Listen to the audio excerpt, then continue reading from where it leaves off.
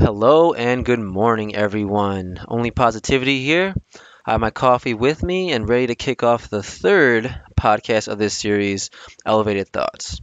So, for those of you that recently tuning in, essentially what I do here is I've been going through some of the books I'm reading, and as I enter this new phase of life where I'm pursuing knowledge and experiences, I'm going to be diving into some of the books I've been reading and bringing some of those lessons learned back into my life.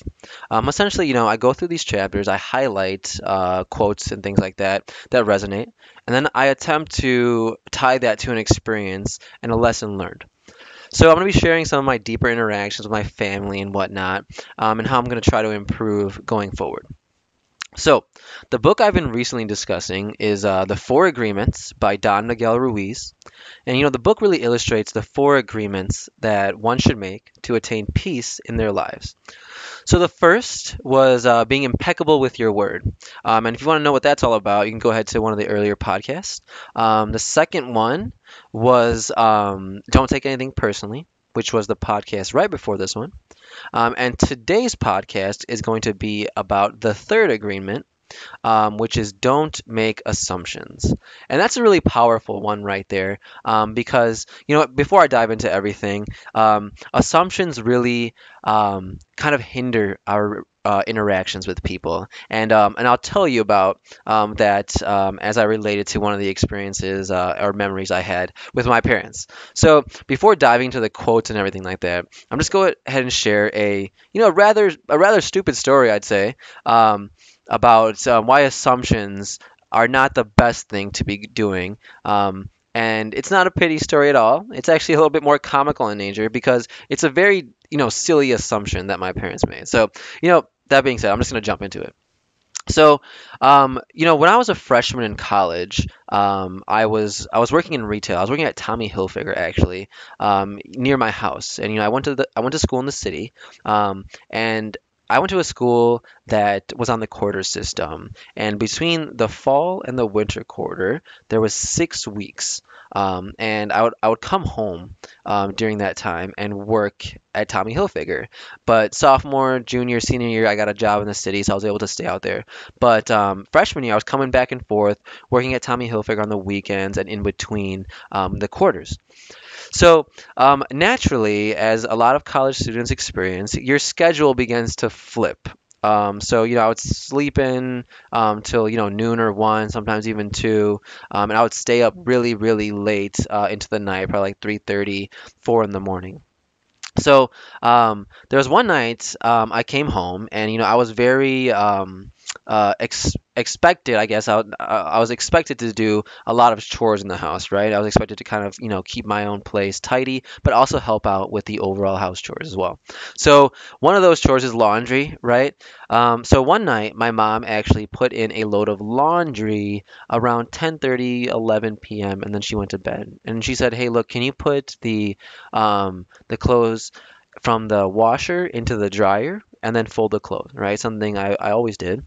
So I said, yeah, of course, why not, right? And my parents were very expectational, and they always had this thing where we had to do what they say. So that being said, this is where the silliness really comes into play. So I put the clothes from the washer into the dryer around midnight, I'd say, when it was done. And then after about an hour and a half, the dryer was done, and I went downstairs to go fold the clothes. As I'm taking the clothes out of the dryer, I realize they're still damp, right? And sometimes that happens when you wash bigger items, blankets, whatever, right? So I put it back in the dryer, but I was definitely not going to stay up till like 3:30 or 4 a.m. waiting for these clothes to be finished. I was tired. I went to bed. So flash forward, my parents usually wake up at like 5:30 a.m. and they go downstairs, and I hear them get up because they're not the quietest in the morning. My dad does these weird burps in the morning and always gets me up, right? So they go downstairs, and my mom sees that the dryer is still full, and I think this cycle had just finished, right? And so what I hear them go to, which is completely erroneous, is, "Oh my God, what low character he has. He didn't even fold the clothes, and he just turned the dryer back on. And it never crossed their mind that the clothes might have still been wet. They jumped to that negative conclusion that I was lazy and just turned the dryer back on. And it's like, okay, like I did turn the dryer back on. One, you didn't realize that the clothes were still damp, but also the clothes are going to get folded either way, right? That's still on my plate to do, just not right in the morning when you woke up. Like, are you going to jump in the dryer and grab all the clothes from there? We have other clothes, right? Like, wear something else for the day. Um, but it really hurt me to hear that, right? It happened like 10 years ago, and it really hurt me to hear them, talking about that while I'm supposedly asleep upstairs. Granted, I was being creepy and listening to their conversation, and I shouldn't have been doing that. But it really hurt to hear that because, I've always done the laundry. I've always, cleaned up after myself. And after one experience, for them to assume that was pretty unfair. And that's a real first world problem. But those type of things can really set you up for negative interactions, right? Like, why would they start their day off with a negative interaction about their son when they have the whole day ahead of them, right? They could have just easily said, something came up. He normally always does it. Something must have came up, right? That's a positive way to end that interaction as opposed to the opposite, right?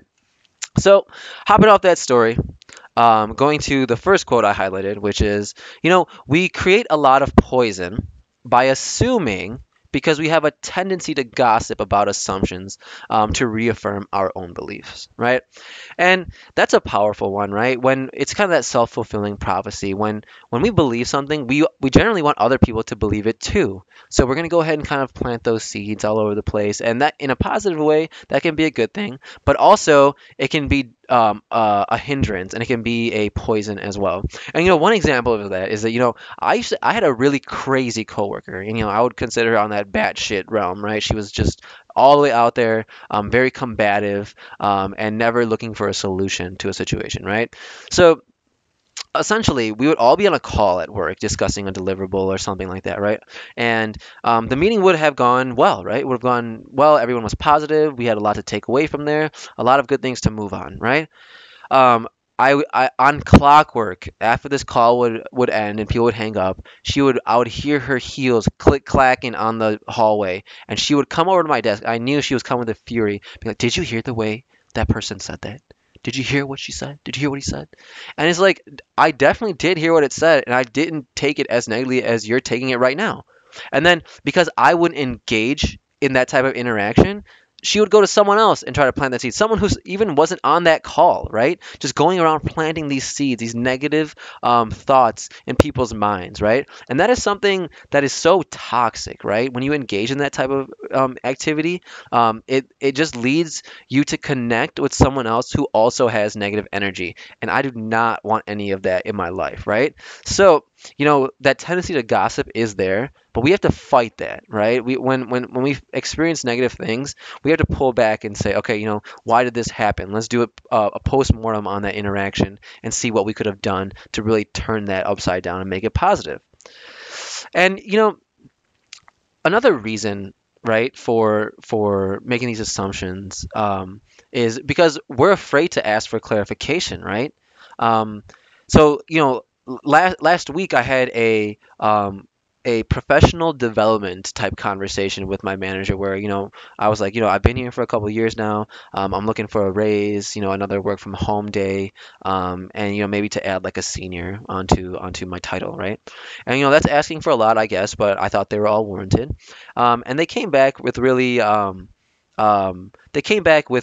offering me almost nothing, right? And that was upsetting, but I was able to reason through it with them, and why these things happen, and a lot of things are out of their hands to distribute dollars and stuff like that. So, but after that conversation, I felt like my boss was a little bit short with me, and we have a great relationship. She's very kind to me. She's very like forward thinking. She's funny, right? She's very goofy. And after that, I felt like our dynamic change, right? And it shouldn't. I should be able to have these type of conversations. We should be able to reason through things together. And then, so what? One thing I did was I did not want to start spreading negativity, and I didn't want to make any assumptions, right? Because normally these conversations go really well. And so after, going through a lot of conversation, really just, peppering her with positivity and constantly hitting home, hey, look, I love being here. You're a great boss. Things like that. She opened up to me and said, I'm having some issues going on at home, right? And then boom, right? We saw that issue, right? Now I know it's not with me, right? And I did not mean to add any more stress to your plate. I know things are busy, but I was just hoping to have an open conversation with you. And after clarifying, right, we were really able to just close that off, right? And it just took some tact and proceeding cautiously to really turn that type of negative feeling into a positive, right? Because it's easy for someone to associate a negative time with things that are erroneously happening, right? She's having a tough time at home, and maybe I, you know, through this conversation at her, and she can associate me with that whole negative situation. But if I reassure her, and I ask for clarification, I don't assume, then I tie that up and we go back to positivity, right? So that's just one example of how you remedy assumptions through clarification and probing questions, things like that. So going forward, right? I'm gonna bring it back to the book here. Um, Relationships. Okay, so one thing that Don Miguel Ruiz states is that making assumptions in our relationships is a huge issue, especially with our significant others. So we often assume that our partners know what we're thinking, and then we expect them to act based on that as well. And if they don't do what we assume they should do, we get upset and we say, you should have known, right? And we see this happening all the time, right? And these are all things that can be remedied with quick questions, okay? So um, we see things like relating back to the Indian culture, right? Because that's what I grew up in, and that's what resonates with me. So one thing I'll say is that with religious couples, right? Um, Especially in the Indian culture, whether you're Christian, you're Hindu, you're Punjabi, any of those other religions, right? That fall into that South Asian category. Um, there's a lot of expectations that when couples come together through a faith-based channel, that they have to constantly elevate their faith, and that's a good thing, right? I guess that's a goal of faith. But um, it's good to accept someone the way they are, right? Um, as well. So, even me with my ex-girlfriend, right? We came together in a way that was going to be good, in terms of our faith. But, I'm not as gung-ho about my faith as my brother is, or as other people in my family are, or those people I grew up with are, right? And that's okay, right? I don't need to feel bad for not being as faithful, quote unquote, as the people around me are, right? Because I'm different, and that's okay. I should be loved for just the way I am. Right?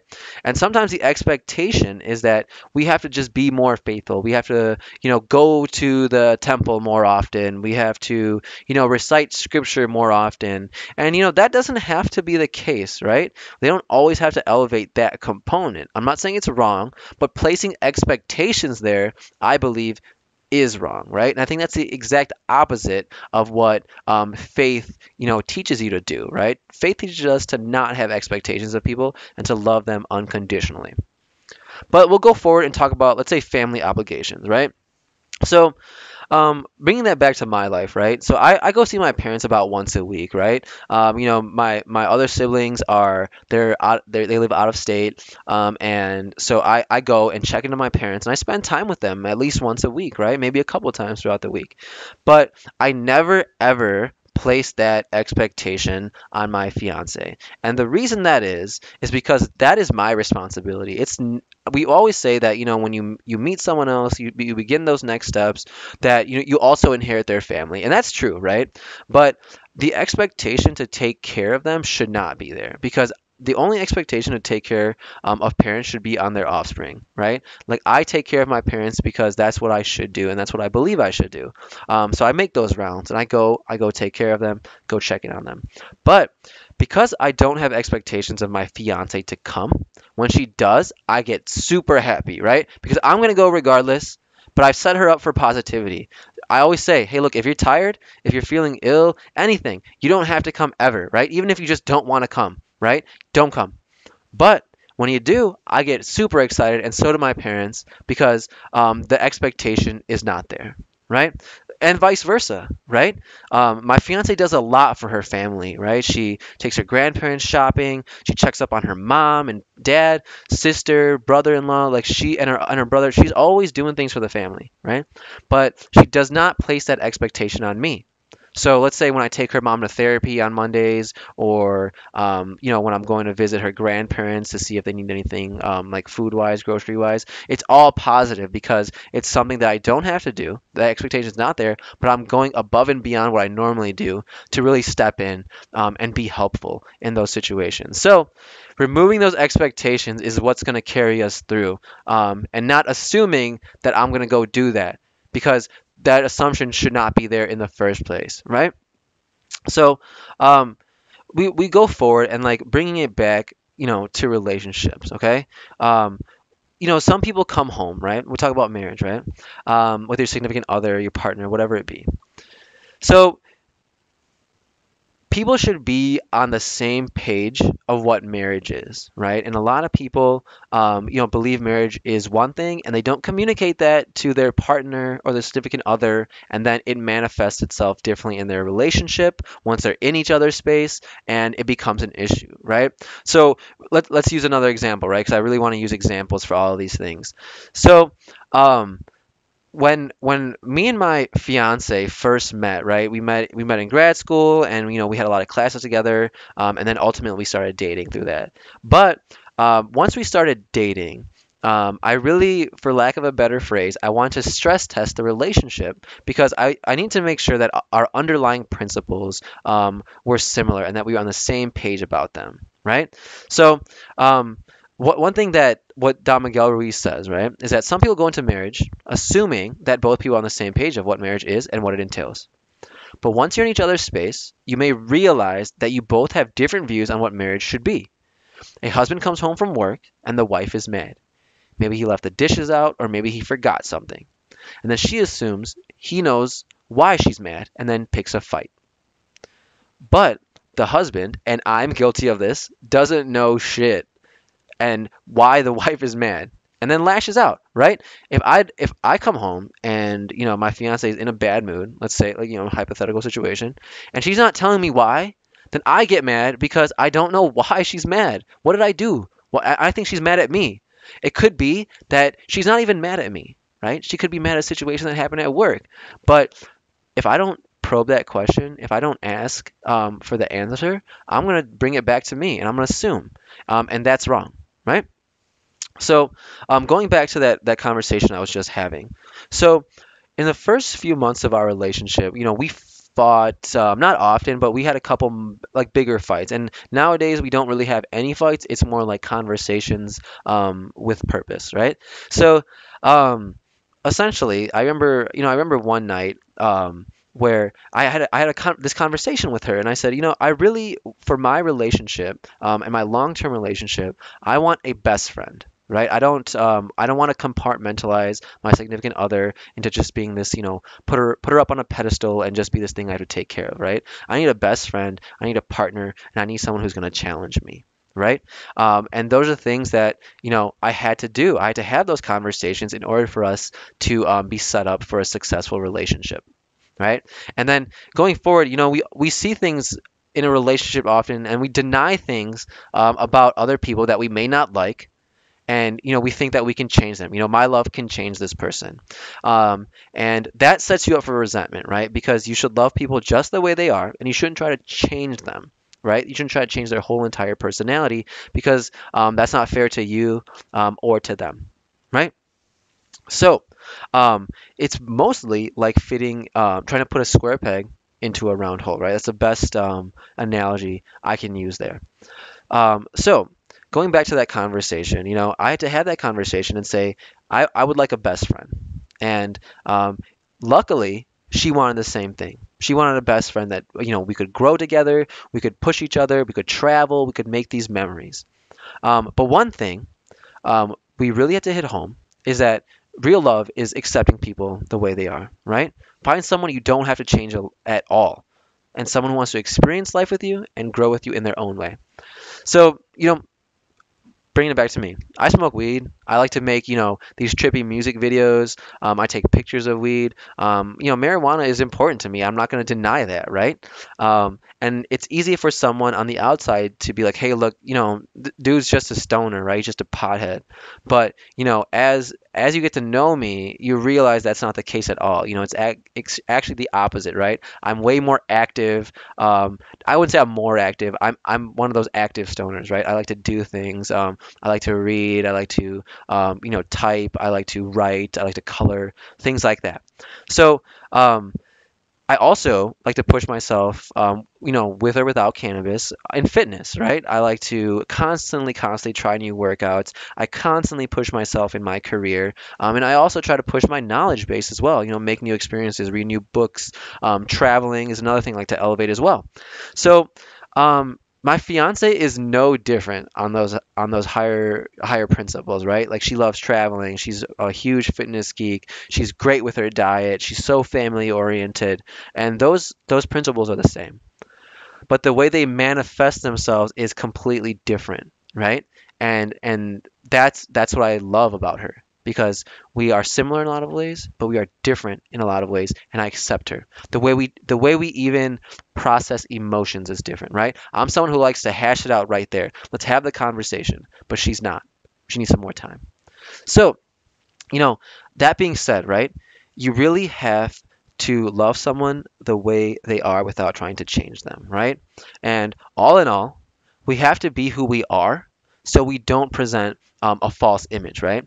And I'm going to bring this back to the Indian community because that's what I love to do. Because some of these Indian folks that I've interacted with are wild as hell, and they do some crazy things that are pretty much unfathomable. So, one thing that, I'm included, right? Like I've recently kind of stepped out of that world like 5 or 6 years ago and started like kind of like I said, I use this analogy where you've been wearing sunglasses for a long time, you take them off, and then you start to see everything with a little bit more vivid imagery. You're able to notice the little minutia about things, listen to sounds a little bit further, and really take life through a different lens. Okay, and that's all higher. That's very high level, but going back to, we have to be who we are so we don't present a false image, right? So, whether you're any faith, right? Any faith, we see a lot of people, right, who will be the most upstanding citizen in a faith-based community, right? They know all the scriptures, they know all the verses, they're very fluent in the language, and they're present, right? And then we see those same people often go out at night and get wild, get start jumping around, blacking out, being just doing things that are quite the opposite of what the faith is telling them to do, right? And I'm not here to judge anyone like that, but those type of things are too opposite for it to be healthy, right? And myself included, right? I'll kid you not. I won speech competitions at my temple. I knew all the verses. I was in there, right? I was just one of God's youth, right? I was in there promoting it, doing it all, right? And I also had friends that I met in college, that I went out with. That we would go drinking, we would hang out, we'd smoke weed, we do all these things, right? And I didn't feel wrong for doing that either, right? They weren't bad kids. We weren't like doing anything, I would say, that was unethical. We were just, having fun. We were being bros. And, you know, it really leads to me having a false image of myself, right? You see a lot of these kids, myself included, who are completely different when they're around their parents or that religious community, and but they go out and there's a group of friends that they are, quote unquote, themselves with. And, I have that friend group, right? I have a friend group of my 5, 6 closest guys, and they know who I am truly, right? And I have a broader group of friends that, they're more, I guess their friends are more on the acquaintance level that I keep myself around, positive individuals, but I don't go all out with them, right? But one thing we need to do, right? And I wouldn't say I present a false image of myself with them. It's more I turn the volume down, right? But the issue comes in when you're totally somebody else in one scene and you're totally somebody else in another scene. Because I truly believe your personality should remain consistent, and good for your mental power, right? But also, I'll come back to this. A lot of people in the Indian community are very concerned with the way others are perceiving them, right? And that to me is crazy. They're concerned about what some family who has nothing to do with any of their day-to-day interactions is going to say if I don't show up to a function, right? Oh, what is that person going to say? I frankly do not care what that person has to say, even in the slightest regard. That person does not pay my bills, doesn't provide food for me. I don't even know that person, so for them to be mad about anything that I'm doing, really, really, or to be disappointed or have that expectation is really unwarranted, right? And I would feel no problem with having that conversation with people, right? Asking those questions, clearing that thing up, that whole situation up. And honestly, I often come across sarcastic sometimes when I'm asking these probing questions, and I don't mean to, but I ask the questions, right? Because I don't want to assume anything about anyone. I want to know what's going on in the truest form. So let's tie this up, right? So how do we provide a solution to all this? So we say the way to prevent assumptions is to ask questions, even if they're uncomfortable. And this ties back to the underlying principle of honesty. If you put all your concerns and your questions out on the table, how can someone be truly mad at you? And if that person is indeed, mad or upset with you, it's because they can't accept the truth, right? If you've said all you can, you've been super transparent, then the only reason someone will be mad is because they can't accept that truth. So I'll leave you with that for today. Feel free to leave me any feedback in the comments or shoot me an email. But always remember, only positivity. Go through your lives with that notion, and good fortune will certainly come to you. But all in all, like I said, only positivity. Feel free to leave me any feedback. Thanks, guys. Have a good one.